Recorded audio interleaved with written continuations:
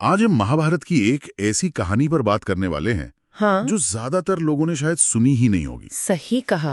एक तरफ है अर्जुन, जिन्हें कोई हरा नहीं सकता, हाँ, और दूसरी तरफ है एक ऐसा भक्त जिसका विश्वास मतलब कोई तोड़ नहीं सकता। और जब इन दोनों की टक्कर होती है तो क्या होता है? हाँ, ये कहानी उसी के बारे में है। और हमारे पास जो स्रोत है वो इसे सिर्फ एक लड़ाई की तरह नहीं दिखाता, वो इसे भक्ति और विश्वास की शक्ति का एक अद्भुत प्रदर्शन बताता है। बिल्कुल, हम ये समझने की कोशिश करेंगे कि असली ताकत किसमें है, दिव्यास्त्रों में या फिर भगवान के नाम में। तो ये कहानी शुरू होती है महाराज युधिष्ठिर के अश्वमेध यज्ञ से। हाँ, वो जो बहुत बड़ा इवेंट था। यज्ञ का घोड़ा अलग अलग राज्यों से गुजरता था और नियम बड़ा सीधा था। हाँ, या तो राजा पांडवों की अधीनता स्वीकार करे या फिर युद्ध के लिए तैयार हो जाए। बिल्कुल, और ये घोड़ा पहुंचता है राजा हंसध्वज के राज्य में। और ये राजा हंसध्वज कोई आम राजा नहीं है। स्रोत बताता है कि वो बहुत ही धर्मी हैं और भगवान के बड़े भक्त भी हैं। हाँ, तो जब उन्हें पता चलता है कि ये पांडवों का घोड़ा है तो उनकी पहली प्रतिक्रिया बड़ी ही अजीब होती है। क्या करते हैं वो? वो दुखी या चिंतित नहीं होते बल्कि खुश हो जाते हैं। खुश? युद्ध की संभावना पर कोई खुश क्यों होगा? उन्हें लगता है कि पांडवों के साथ भगवान श्री कृष्ण भी होंगे और लड़ाई के बहाने ही सही उन्हें अपने आराध्य के दर्शन मिल जाएंगे। अच्छा, तो ये बात थी। लेकिन फिर उनके जासूस आकर बताते हैं कि कृष्ण तो साथ है ही नहीं, सिर्फ अर्जुन है। तब तो उन्हें राहत मिली होगी। नहीं, यही तो बात दिलचस्प हो जाती है। वो फिर भी घोड़ा पकड़ने का आदेश दे देते हैं। अरे, मतलब वो जानबूझकर युद्ध चाहते थे? हाँ, ये एक भक्त की अपने भगवान से मिलने की एक अनूठी योजना थी। वो जानते थे कि अगर अर्जुन पर संकट आएगा तो कृष्ण को आना ही पड़ेगा। बिल्कुल, उन्होंने युद्ध को दर्शन का एक माध्यम बना लिया। उतरते हैं उनके बेटे सुधन्वा। हाँ, अब कहानी में सुधन्वा की एंट्री होती है। और स्रोत कहता है कि वो एक नाम जापक भक्त हैं। मतलब वो हर समय बस भगवान का नाम जपते रहते हैं। एक राजकुमार। यही तो इस कहानी का सबसे दिलचस्प पहलू है। उसका सबसे बड़ा हथियार तलवार या धनुष नहीं बल्कि भगवान का नाम है। तो जब उसे युद्ध की खबर मिलती है तो वो भी उत्साहित हो जाता है। बहुत ज्यादा। लेकिन उसका लक्ष्य भी युद्ध जीतना नहीं है। उसका भी बस एक ही लक्ष्य है कि मैं अर्जुन को युद्ध में इतना परेशान कर दूं कि उन्हें मजबूर होकर अपने सारथी श्री कृष्ण को बुलाना पड़े। यानी पिता और पुत्र दोनों का मकसद एक ही है। हाँ, और सुधन्वा का आत्मविश्वास देखने लायक है। वो अपनी माँ से आशीर्वाद लेने जाते हैं। और उनकी माँ क्या कहती हैं? उनकी माँ कहती हैं, बेटा बस एक काम करना, युद्ध में अर्जुन को पीठ मत दिखाना। पीठ मत दिखाना? अगर तुम ऐसा करोगे तो कृष्ण जरूर दर्शन देंगे और तुम्हारे दर्शन करने मात्र से हमारी 21 पीढ़ियां तर जाएंगी। सोचिए जरा, विश्वास का स्तर क्या है। उनकी पत्नी प्रभावती भी जानती हैं कि जो कृष्ण से मिलने जाता है वो लौटकर नहीं आता। ओह। वो सुधन्वा से वंश चलाने के लिए एक पुत्र की कामना करती हैं और इसी वजह से सुधन्वा को सेना में पहुंचने में देर हो जाती है। हाँ, और यहीं से कहानी में एक बहुत बड़ा मोड़ आता है। क्योंकि राजा हंसध्वज का एक बड़ा कठोर नियम था, है ना? हाँ, बहुत कठोर नियम था कि सेना एकत्र होने के समय जो भी सैनिक देर से आएगा उसे सजा मिलेगी। क्या सजा दी? उसे खौलते हुए तेल के कड़ाहे में डाल दिया जाएगा। क्या? खौलते तेल में? ये तो बहुत ही भयानक सजा है। और अब देर से आने वाला उनका अपना बेटा था, सुधन्वा। तो अब राजा के सामने धर्म संकट खड़ा हो गया। एक तरफ नियम, दूसरी तरफ बेटा। और स्रोत बताता है कि वो अपने ही बनाए नियम से बंध गए थे। और इस मुश्किल को बढ़ाने के लिए वहां 2 पुरोहित भी थे, शंख और लिखित। हाँ, और वो सुधन्वा की भक्ति से जलते थे। अच्छा। तो जब राजा उनसे सलाह मांगते हैं तो वो इस मौके का फायदा उठाते हैं। वो कहते हैं, राजन, नियम तो नियम है, अगर आप पुत्र मोह में नियम तोड़ेंगे तो हम राज्य छोड़कर चले जाएंगे। उन्होंने राजा पर और दबाव बना दिया। बिल्कुल। तो अब राजा के पास कोई चारा नहीं बचा।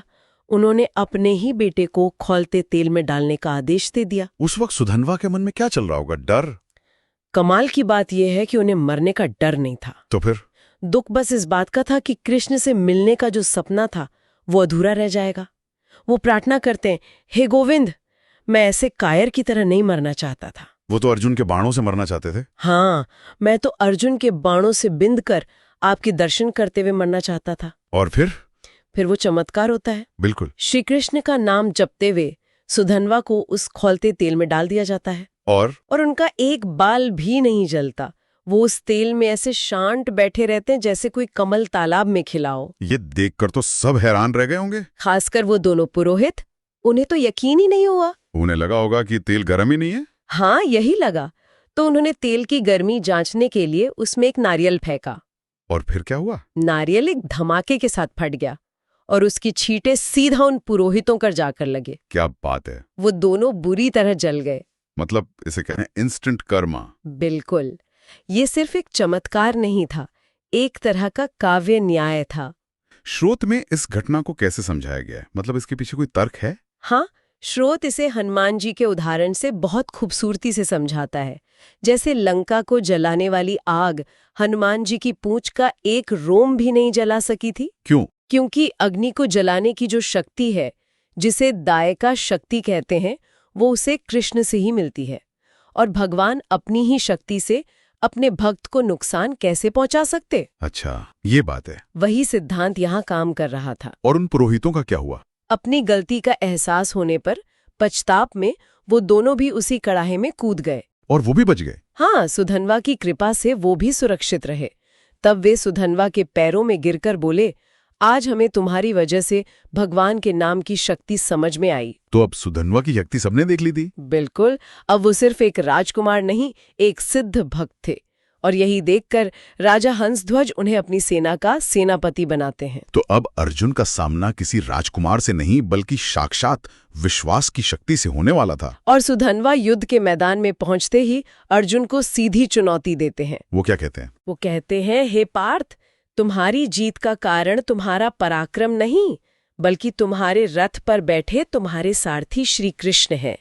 आज वो तुम्हारे साथ नहीं है, इसलिए तुम मेरे सामने टिक नहीं सकते।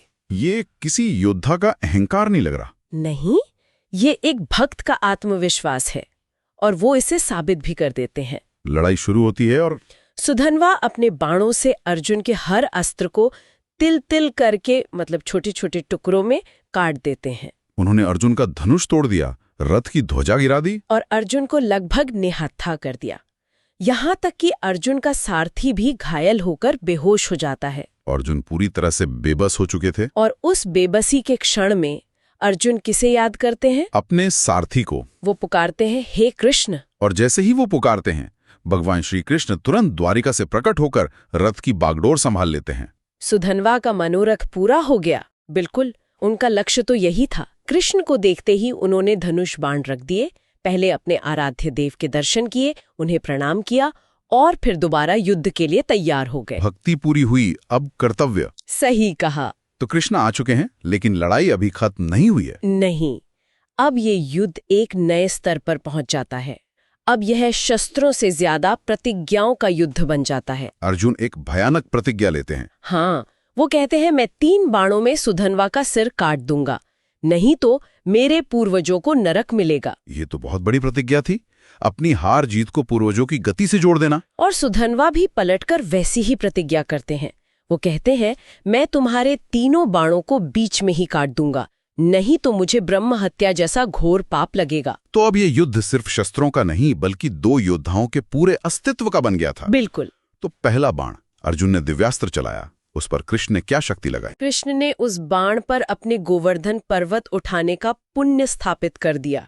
सोचिए, जिस कर्म ने इंद्र का घमंड तोड़ा, वो पूरा पुण्य एक बाण पर था। और सुधन्वा ने उसका सामना कैसे किया? उन्होंने कोई दिव्यास्त्र नहीं चलाया, बस जोर से जय श्री कृष्ण का जाप किया और एक साधारण बाण से उस दिव्यास्त्र को काट दिया। क्या सिर्फ नाम जप से? हाँ, ये एक बहुत ही गहरा आध्यात्मिक सिद्धांत है जो स्रोत बता रहा है कि भगवान का नाम उनके कर्म से भी ज्यादा शक्तिशाली है। ऐसा क्यों?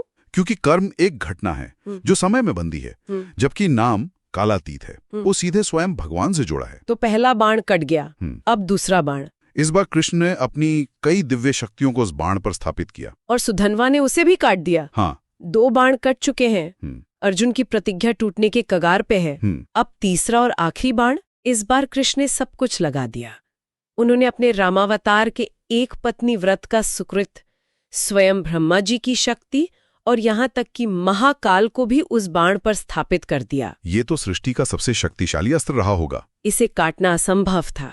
और सुधनवा ने क्या किया? सुधनवा मुस्कुराते हुए कृष्ण की ओर देखते हैं और कृष्ण कृष्ण कहते हुए उस महाशक्तिशाली बाण को भी काट देते हैं। तीनों बाण काट दिए? हाँ, एक भक्त सिर्फ नाम के बल पे सृष्टि की सर्वोच्च शक्तियों को निष्फल कर देता है। लेकिन रुकिए, कहानी में यहाँ एक और आखिरी मोड़ है।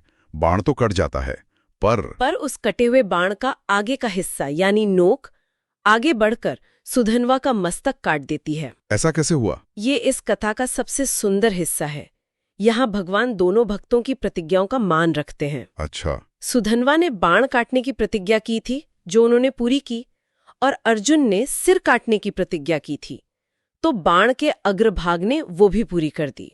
और जो इसके बाद हुआ वो तो सबसे ज्यादा आश्चर्यजनक था। हाँ, सुधनवा के कटे हुए मस्तक से भी जय श्री कृष्ण की ध्वनि निकलती रहती है। ये दिखाता है कि उनका जप केवल होठों से नहीं बल्कि उनके अस्तित्व के कण कण से हो रहा था। और ये देखकर श्री कृष्ण स्वयं रथ से उतरते हैं। वो सुधनवा के उस शीश को उठाकर अपने हृदय से लगा लेते हैं और कहते हैं, तुम्हारे जैसा भक्त न कभी हुआ है और ना होगा। और इसके बाद सुधनवा की आत्मा भगवान में विलीन हो जाती है। एक तरह से सुधनवा ने युद्ध जीत लिया था। बिल्कुल, उनका लक्ष्य अर्जुन को हराना था ही नहीं, बल्कि कृष्ण को पाना था, और अंत में उन्होंने वही किया। तो इस सब का क्या मतलब है? ये कथा सिर्फ एक पुराने युद्ध की कहानी तो नहीं है। नहीं, बिल्कुल नहीं। ये दिखाती है कि सच्चा विश्वास सिर्फ एक भावना नहीं बल्कि एक सक्रिय शक्ति है जो असंभव को भी संभव बना सकती है। बिल्कुल।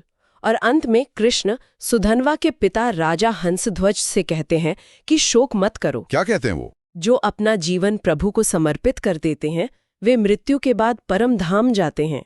इसलिए ये विलाप का नहीं बल्कि उत्सव का अवसर है। ये मृत्यु पर एक बिल्कुल अलग दृष्टिकोण है। हाँ, जो संसारिक हानि के बजाय आध्यात्मिक प्राप्ति पर केंद्रित है। ये कहानी वाकई सोचने पर मजबूर करती है। हाँ, ये एक बहुत महत्वपूर्ण सवाल उठाती है। क्या परम शक्ति बाहरी कर्मों, बड़े बड़े यज्ञों और दिव्यास्त्रों में है, या फिर भक्ति के आंतरिक, अटूट और सरल अभ्यास जैसे कि नाम जाप में? और ये कथा तो बहुत स्पष्ट रूप से दूसरे पक्ष का समर्थन करती है कि सबसे बड़ा अस्त्र तो भगवान का नाम ही है।